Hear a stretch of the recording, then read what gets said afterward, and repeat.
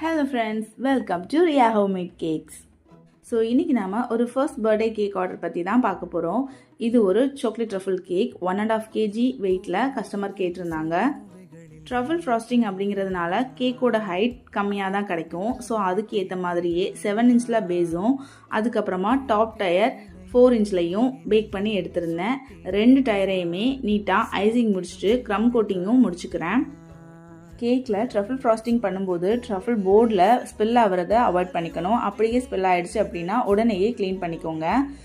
இந்த நாசில் பார்த்தீங்கன்னா நான் என்னோட பேக்கிங் ஜேர்னியில் ரொம்ப ஏர்லியாக வாங்கின ஒரு டிஃப்ரெண்ட்டான நாசில்னே சொல்லலாம். பட் இந்த நாசில் வச்சு நான் இது வரைக்கும் ஒர்க் பண்ணதில்லை.